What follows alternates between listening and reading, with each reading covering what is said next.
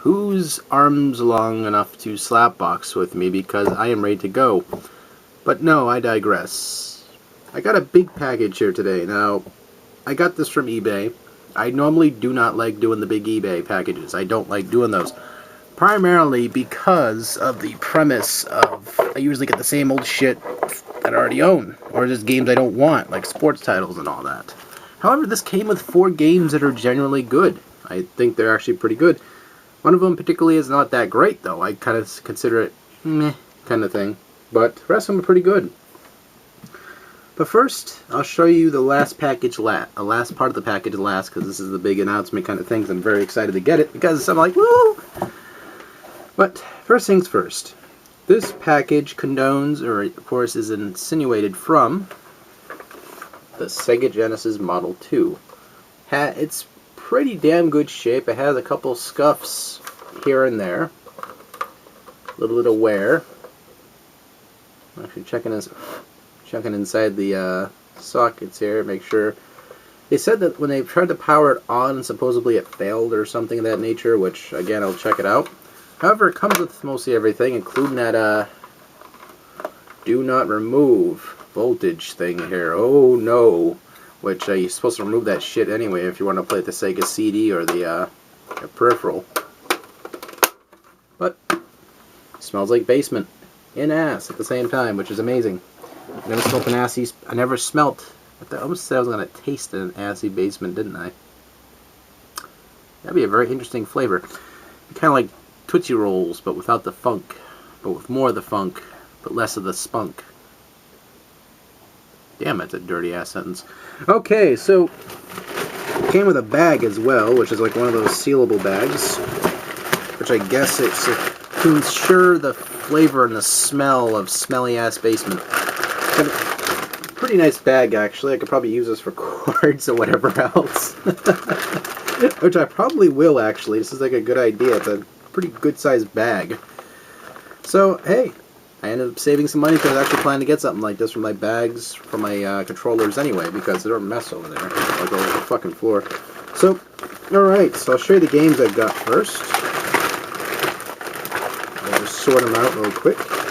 Alright. In the back of the box. These cartridges have been through hell and high water. I don't know what the fuck happened to these cartridges, but it broke my heart when I saw the pictures on eBay. However, I got 3 games that I actually owned already. One of them I don't believe I ever owned, which I think I owned at one time and just got rid of it. But first game here is Aladdin for the Sega Genesis, as you don't guess by now. But the Sega Genesis copy of Aladdin's pretty good. As I recall, this one had the sword and the other one did not. It had apples, like the Super Nintendo version, which the Super Nintendo version looks really good, but this one I guess is a lot better, which it kind of is. I mean, I like the gameplay. The Aladdin for the PC was also very good as well. It's just good gameplay, just like Lion King. Some people say it's a kid's game, but fuck, it's hard and it's easy to play at the same time because controls are so fucking good on the Lion King game. Same with the Aladdin game. I don't give a fuck what anyone says. Those are good games. You know, hey, my muscularity. I don't give a fuck about your muscularity. Just as long as the goddamn game's good, that's what all matters, motherfucker. Anyone will not look down on you otherwise. Next game right here is Maximum Carnage. I actually have a complete copy, red copy of this, of course. Now, the main reason why I purchased this is, again, all these stuff here. But, again, having an extra copy of Maximum Carnage is always nice. I like this game. I liked it since I was a kid. I completed it probably a year after I owned it. It wasn't easy because I was crying and screaming my head off because I was so fucking mad at the game. It was hard at some aspects. Really good beat 'em up though. I mean, it's cheap too. I mean, it's a fucking cheap beat 'em up. Like nowadays, people fucking inflate the shit out of the prices of these beat 'em up games and say, "Whoa, that's a beat 'em up! Quick, jack up the price." So therefore, you have to pay gazillions of dollars for a fucking beat 'em up that you remember from your childhood. It necessarily does not have that much value to begin with. Because yes, the game is valuable in a sense of it being a good game, but it does not make it a game that should be like fucking $30. People do this shit for no fucking reason because most of the reviewers out there have like 15k fucking subscribers. What the hell's that dirt shit there? Anyway, have like 13 gazillion fucking million gazillion trillion say that this game's fantastic. Therefore, all the eBay flippers who happen to watch them go, because they know full well, as soon as this person made this announcement, this game's fantastic, they're going to go over to their eBay page and just unload all the copies as they have for $30 a piece at one at a time to make it act like it's a scarce game, so that way the people go, oh shit, and go off and buy them for that price. So therefore, all the eBay sellers look at this guy's price and go, that's a lot of money I can make. I can buy a lot of weed with that shit. So they end up going off and fucking flipping theirs too and making it as high as the fucking ceiling. And then before we know it, we'll have the Michael Jackson all over again. Even though technically it was not anyone who was a reviewer slash a showcaser of video games' fault. It was just because the MJ himself passed away. But then, of course, people took advantage of that, and then that's, of course, falls into the same category of the inflators because of the situation. So therefore, I digress. Thank you. Thank you. Thank you. Touch my nipples. But yeah, generally Maximum Carnage was actually a pretty awesome game. I remember when this game first came out, I screamed like a fucking banshee because I just loved how Maximum Carnage looked. Or at least, I just called it Maximum Carnage, didn't I? Carnage looked. Cassidy, I believe is the first or last name. I haven't read the fucking comic books in ages. Shoot me. But yeah, when I was a kid, I read the comic books very lightly, but I loved it because obviously I picked up the comic books when I could find them because, you know, they were saying, I guess some of the sellers when they were selling these at the time said that they were kind of mature for me to buy, even though when the guy closed out and I was about the same age, I bought a couple adult anime books, which I didn't realize what they were when I bought them. I just saw anime and went, ooh, because I was into that whole anime spurt, so I bought them, took them home, read them, and I was like, wow, you know, ended up being some senpai shit going on in the books. They're in my closet over there. But I ain't pulling out that crate. That thing weighs a fucking million ton. That's something I don't feel like ripping open right now. So yes, Primal Rage. I have to double check that because the fucking label's torn to shit. Primal Rage. Again, this one isn't one of my favorites at all. I think it's a cool concept because the action figures are badass. I loved the action figures when they came out. The arcade game was okay, but the console ports weren't so good. They were alright, but not so good. But, what can you do for a Klondike bar? Suck some dick. Anyway, so, moving on to the last one, which is one of the few games that actually released with this label next to this one here, which is T15. M-rated. Yes. Part of history. Why? Because the said game, of course, which was Mortal Kombat 3, caused a craze in violence in video games. We all know this shit by now. This is something I'm preaching to the choir about. People grew up with Mortal Kombat via arcade, then it hit the consoles because it was a joke project done by this company. And it became a very, very, very popular project that was, of course, released into a phenomenon, which was, of course, a ultra-violent video game with okay controls. I mean, Mortal Kombat was a solid game in the sake of nostalgia, but now I look back at the game, it does not feel that great of a fighting game, to me anyway. The arcade version, I won't deny. I'll say it's a solid beat-up, it's a solid fucking fighting game, but the console ports weren't so good to me. I didn't like them as much. If you got me in front of an actual arcade machine, I'd probably enjoy it a little bit more, but otherwise this isn't for me. But there you go. 4 games and me rambling. Hooray, we can all dance naked in the road now. So, or I can preferably, if you wish to see that, but no, I'm not going to do that. Fuck that. So, moving on, we got a actual, this is an official, is it? Yep. An official Sega Genesis controller, which is, this is non-turbo. I got one as well from Maximum RD, but this one's the one as well. Really big sized one too. Holy shit! I did not realize how big the non one is. Feels controls are kind of loose, which I'm kind of worrisome of that. But got another one, and I got an RF switch here for the Model 2, which is nice to have a spare of this, I suppose, if I have an old school TV.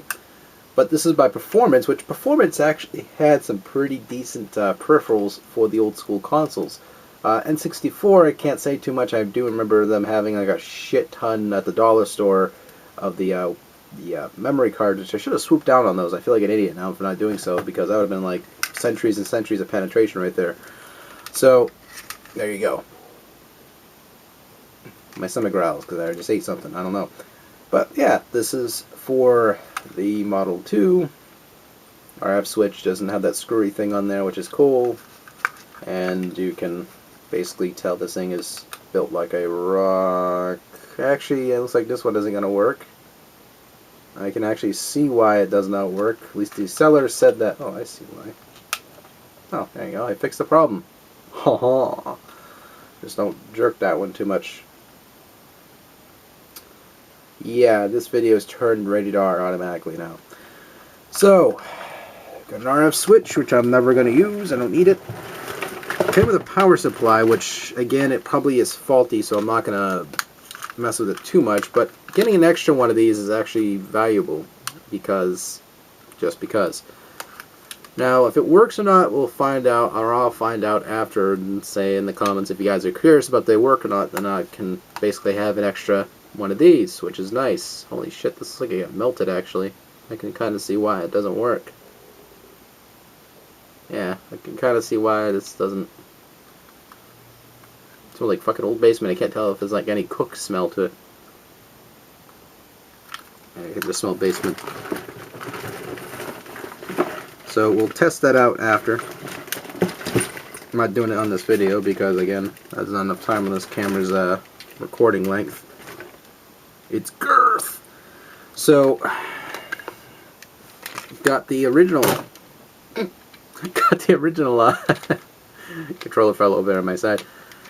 The original Sega Genesis controller, which is the best one, I think. Anyway, if it had 6 buttons on here, it'd probably be the best goddamn thing since sliced bread. It's humongous. It's great sized. So, my big, lengthy, neck-beard hands can fit around it nice and well. Which is good. Which is fantastic.